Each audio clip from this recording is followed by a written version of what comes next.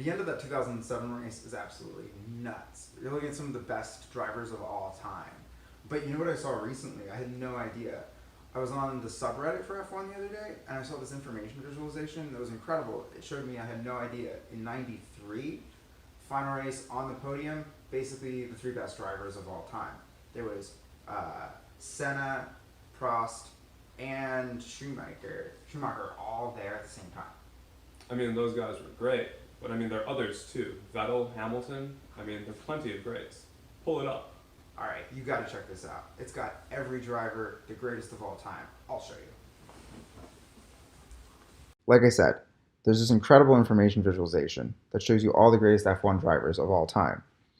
Not only does it show you them all time, it also shows you them within a specific year or a specific era. So while you can see what's happening in a specific year and see who the best top 5 drivers are in that lower concentric circle at any given time for any year, above it, in this broader area where you can see the whole era, you can actually see the top 5 drivers for that whole era.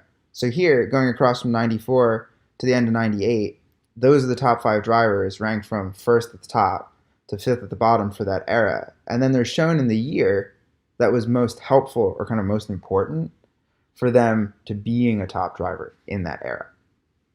But like I said, in 93, that's where it was stacked.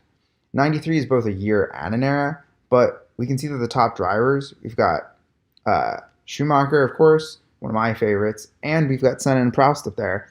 And together, all three of them, they're just some of the greats ever, and they span so much of the sport. I see what you're saying, but seriously, let's talk about points. I mean, like, look at what Vettel has done recently.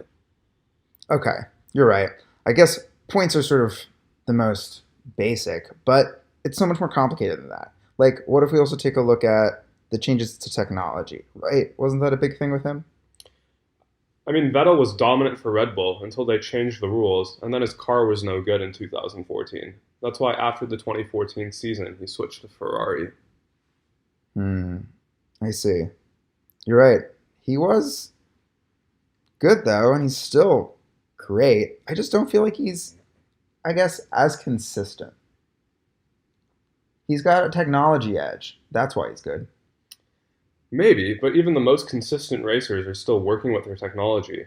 Remember the last race of 2007 where Hamilton had that huge gearbox failure? That podium was stacked too. I do see what you're saying. You're right. But if we're going to do that, I think that there's this actually one other awesome feature where you can compare with a little more detail. So here's Vettel and Alonso and Raikkonen and Hamilton. Let's put them all in and take a look at it.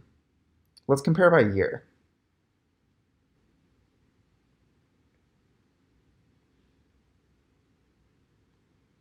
What do you think about polls? I mean, are they really all that helpful? Podium finishes, though. I agree. Podium finishes are what it's about. I guess that's what matters. But if we're talking consistency, like Vettel's up there, but he's all over the place. I suppose no one else is more consistent. Podium starts are a good indication, but like you said, they could just reflect how great your car is. Yeah, and then wins, though, this is where I really see it. When we take a look at this, Hamilton and Vettel are a lot more dominant, but look at Vettel drop off right before 2014.